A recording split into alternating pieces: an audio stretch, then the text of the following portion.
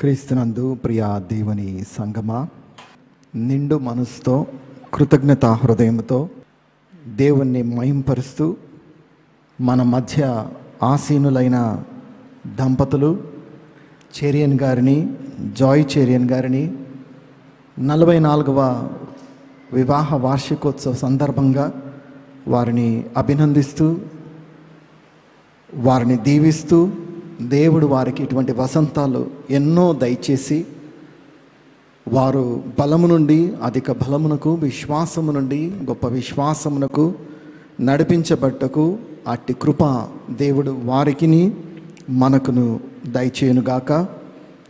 నాకు ఇచ్చిన ఈ మంచి సమయాన్ని బట్టి దేవునికి వందనాలు చెల్లిస్తూ, మరెంతో ప్రేమపూర్వకంగా ఆహ్వానించిన అమ్మగారు శ్రీమతి రెవరెండ్ డాక్టర్ జాయ్ చెరియన్ గారికి నా హృదయపూర్వక వందనాలు చెల్లిస్తున్నాను. Thank you. ఈరోజు ధ్యానము కొరకు ఏర్పాటు చేయబడిన వాక్య భాగము కీర్తనల గ్రంథము 133వ సంకీర్తన. నేను చదువుతున్నాను, జాగ్రత్తగా ఆలకించండి. 133వ సంకీర్తన యాత్ర కీర్తన, దావీదు రచించిన సంకీర్తన.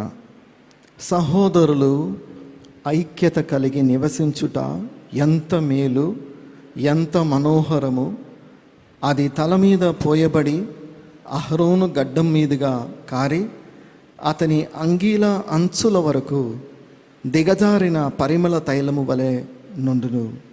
సియోను కొండల మీద దిగివచ్చు హెర్మోను మంచు వలె నుండును.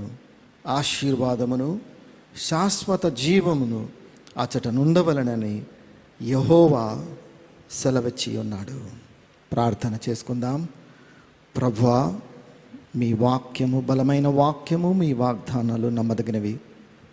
మీ వాక్యము చేత మా హృదయాలను తెప్పరలు చేయమని యేసు నామమున అడుగుచున్నావు తండ్రి, ఆమేన్. ఈ హేతువు చేత పురుషుడు తన తండ్రిని, తన తల్లిని విడిచి తన భార్యను హత్తుకొనును.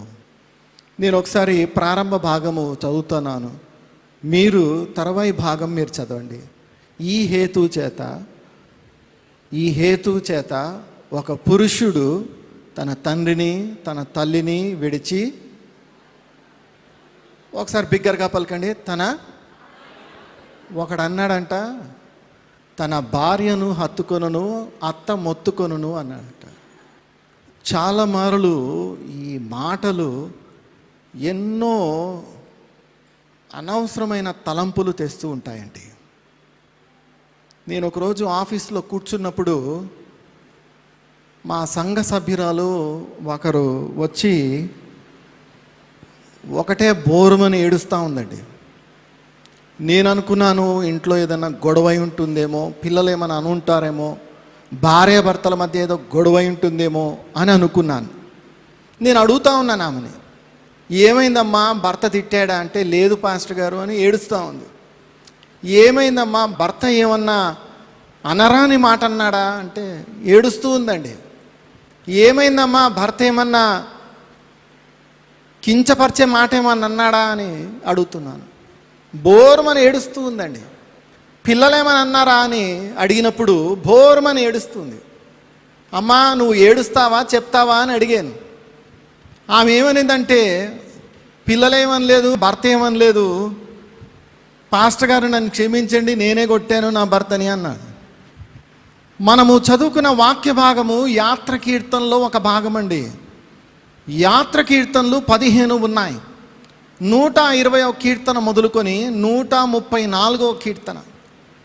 ఈ 15 కీర్తనలు యూదులు ఎప్పుడు పాడతారంటే గుడారాల పండగప్పుడు పాడతారు. ఎలా పాడతారు అంటే, వారు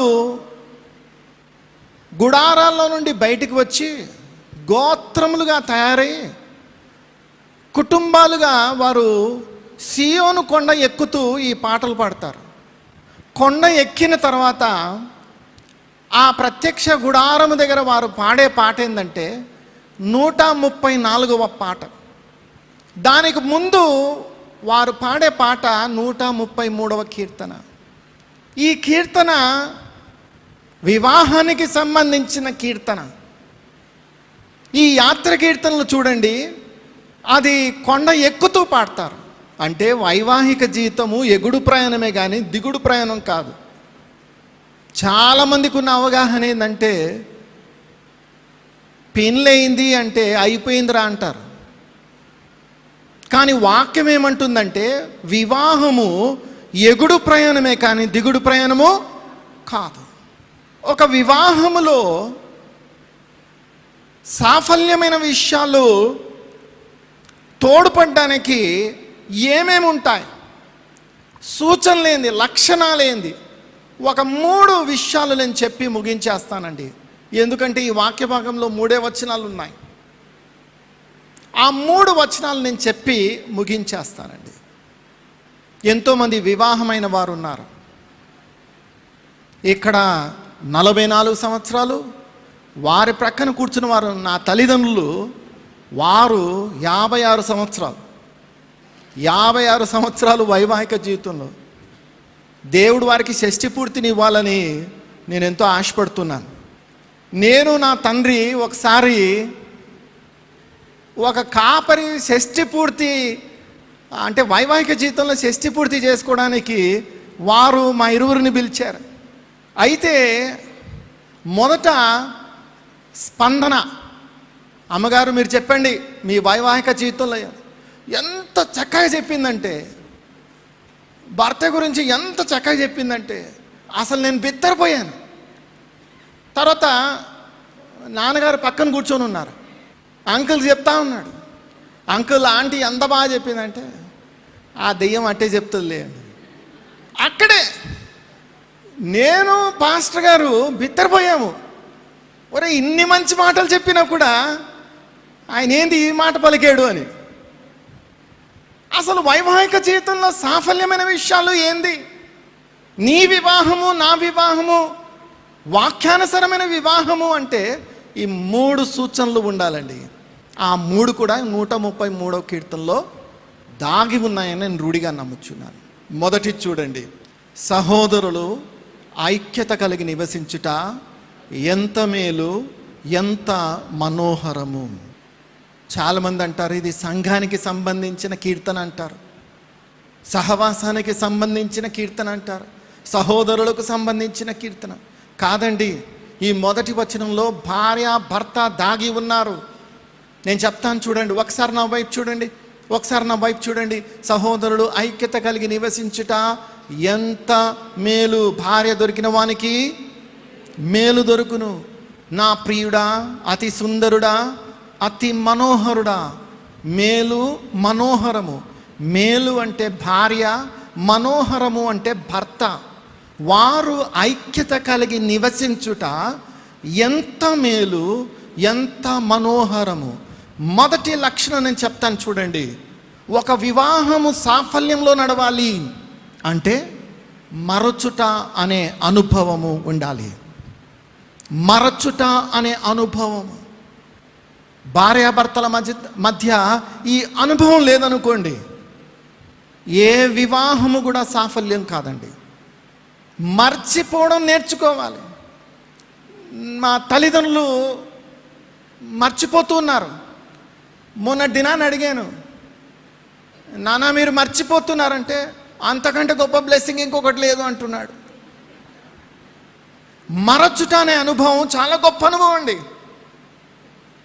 ఒక వైవాహిక జీవితంలో భార్యాభర్తల మధ్య జరిగిన విషయాలు, జరిగిన కలహాలు, జరిగిన గొడవలు, జరిగిన కొట్లాటలు, అవి మర్చుట అనే అనుభవం లేదు అంటే మాత్రము ఆ వైవాహిక జీవితము ఏ రోజు కూడా ఎగుడు ప్రయాణానికి దారి తీయదు. దయచేసి వినండి, ఈ దంపతులు 44 సంవత్సరాలు ఈ విధంగా మన మధ్యలో ఆసీనులై ఉన్నారంటే మరచుట అనే అనుభవం వారిలో చూస్తున్నాను. వారు చెప్పకపోతుండొచ్చు. మొన్న దినాన మరి నన్ను నా భార్యను చూసి, పాస్టర్ గారు మీలాగా ఉండాలని మేము ఎంత ఆశపడుతున్నాం, ఒకసారి ఇంట్లోకి వచ్చి చూడండి మేము ఎలా కొట్లాడుకుంటాము. దయచేసి ఎవరు కూడా అలా అనుకోకూడదండి. నేనంటాను, మరచుట అనే అనుభవం లేకుండా ఏ వివాహము కూడా సాఫల్యంలో నడవలేదండి. సహోదరులు ఐక్యత కలిగి నివసించుట ఎంత మేలు, ఎంత మనోహరము. మరచుట. రెండవ అనుభవం చూడండి, 2వ వచనంలో ఉందండి. భర్త భార్యకు యాజకుడు. నేను మరొకసారి చెప్తున్నాను, భర్త భార్యకు యాజకుడు. భర్త కుటుంబానికి యాజకుడు, భర్త పిల్లలకు యాజకుడు. మరచుట అనే అనుభవము దేనికి దారితీస్తుందంటే ఫలించుట అనే అనుభవానికి దారితీస్తుంది. చూడండి, మరచుట అనే అనుభవం లేకుండా ఫలించుట అనే అనుభవము రాదు. మీరు దయచేసి వివాహమైన వారు, వివాహం చేసుకునేవారు, వివాహానికి ఆశపడుతున్నవారు ఇది దయచేసి రాసి పెట్టుకోండి. మరచుట అనే అనుభవం లేకుండా ఏ వివాహ జీవితం కూడా, వైవాహిక జీవితం కూడా ఫలించుట అనే అనుభవంలోనికి రాదు. అది అహరోను తల మీద పోయబడి అతను గడ్డము మీదుగా కారి అంగీల అంచుల వరకు పరిమళ తైలము వలె నుండును. ఫలించుట అనే అనుభవము అది ఆత్మానుసారమైన అనుభవం అండి. ఒక వైవాహిక జీవితంలో ఫలించాలి అంటే ఆత్మ నడిపింపు, ఆత్మానుసారమైన జీవితము ఎంతో అవసరం అండి. మొదటి అనుభవము మరచుట, రెండవ అనుభవము ఫలించుట, మూడవ అనుభవము నిలచుట. ఇక్కడ చూడండి, హెర్మోను మంచు సీయోను కొండ మీదుగా వచ్చి అక్కడ దిగి నిలిచిందంట. మంచు నిలవదండి ఎక్కడ కూడా. ఎక్కడన్నా మంచు నిలిచిందంటే కరిగిపోతుంది, కానీ ఈ మంచు నిలిచిందంటే అద్భుతం. హెర్మోను పర్వతము నుండి సీయోను పర్వతం వరకు మీరు లెక్క చూడండి, దాదాపు 1200 మైళ్ళ దూరము. ఆ మంచు అంత దూరము ప్రయాణమై సీయోను కొండ మీదుగా వచ్చి అక్కడ దిగి నిలిచిందంట. కానీ నా ప్రశ్న ఏంటంటే, ఆ హెర్మోను పర్వతానికి సీయోను కొండకు మధ్య 4 గోత్రాలు ఉన్నాయి. ఆ గోత్రాల పేరు చెప్తున్నాను చూడండి. దాను, నఫ్తాలి, ఇషాకారు, ఎఫ్రాయిము. ఈ 4 గోత్రాల మీద నిలవలేదు, కానీ సీయోను కొండ మీదుగా నిలిచింది. ఎందుకు చెప్తాను చూడండి. వైవాహిక జీవితంలో మన ఆశీర్వాదాలు, దేవుని ఆశీర్వాదాలు మన జీవితంలో నిలవాలి. వైవాహిక జీవితంలో నిలవాలి అంటే ఈ సాదృశ్యం మీరు గమనించండి.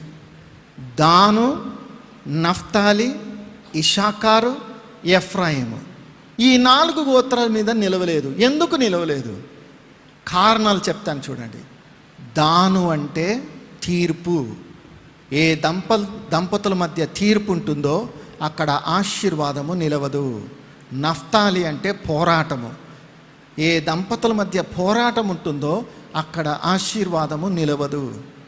ఇషాకారు 2 మనస్తత్వాలు లేదా అధిక తెలివి.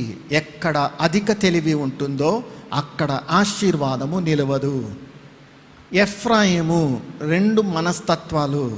ఎక్కడ 2 మనస్తత్వాలు ఉంటాయో దేవుని మంచు నిలవదు. చూసారా, దాటిపోయిందండి, ఆ గోత్రాలు దాటిపోయింది. ఎంతోమంది దంపతుల మీది గుండా దాటిపోతున్నాయి. మనము దాటిపోయే ఆశీర్వాదాలతో తృప్తి పడిపోయాం. ప్రభు ఏమంటున్నాడంటే నిలిచిపోయే ఆశీర్వాదాలు పొందాలి మనం. అది పొందాలి అంటే దంపతుల మధ్య తీర్పు ఉండకూడదు, దంపతుల మధ్య పోరాటము ఉండకూడదు, దంపతుల మధ్య అధిక తెలివి ఉండకూడదు, దంపతుల మధ్య 2 మనస్తత్వాలు ఉండకూడదు.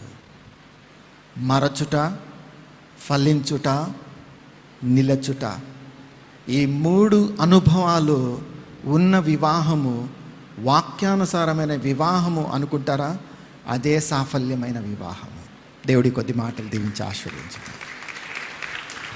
దీనులకు సువర్తమానము ప్రకటించుటకును, నలిగిన హృదయము గల వారిని దృఢపరచుటకును, దుఃఖక్రాంతులందరినీ ఓదార్చుటకును జరుగుచున్న ఇంటర్ డినామినేషనల్ పరిచర్య. యెషయా 61:1-3. యునైటెడ్ పీపుల్స్ ఫెలోషిప్ UPF ఆదివారము ఆరాధనలు. ప్రభాత ఆరాధన ఉదయం 6 గంటల నుండి ఉదయం 9 గంటల వరకు. సాయంకాల ఆరాధన సాయంత్రం 6 గంటల నుండి రాత్రి 9 గంటల వరకు. స్థలం Osmania garden function hall, జామై Osmania railway station ఎదురుగా, అడిక్మెట్, హైదరాబాద్. అందరూ ఆహ్వానితులే. ఆహ్వానించువారు ప్రభువు దాసురాలు జాయ్ చెరియన్ గారు, వ్యవస్థాపక అధ్యక్షురాలు మరియు సీనియర్ పాస్టర్ UPF హైదరాబాద్. వివరములకు 9550504718, 9030757571 నంబర్లను సంప్రదించగలరు.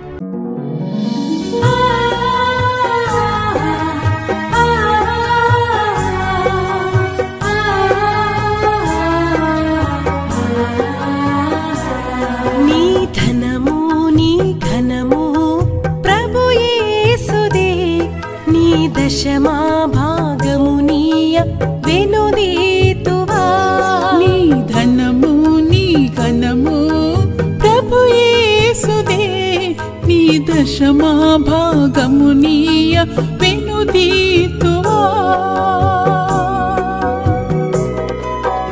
ధరలోన ధనధాన్యములనీయగా కరుణించి కాపాడి రక్షింపగా. ధరలోన ధనధాన్యములనీయగా కరుణించి కాపాడి రక్షింపగా. పరలోకనాదుండు నీకీయగా మరి యేసు కొరకీయ వెనుదీతువా. పరలోకనాథుండు నీకీయగా మరి యేసు కొరకీయ వెనుదీతువా.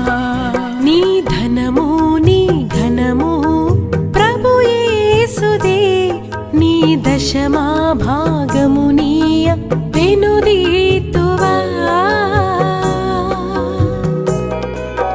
పాడి పంటలు ప్రభువు నీకీయగా కూడు గుట్టలు నీకు దయచేయగా. పాడి పంటలు ప్రభు నీకీయగా కూడు గుట్టలు నీకు దయచేయగా. వీడంగ ప్రభు యేసు నామంబును గడువేల ప్రభుకీయను క్రైస్తవా. వేడంగ ప్రభు యేసు నామంబును గడువేల ప్రభుకీయను క్రైస్తవా. నీ ధనము నీ ఘనము ప్రభు యేసుదే, నీ దశ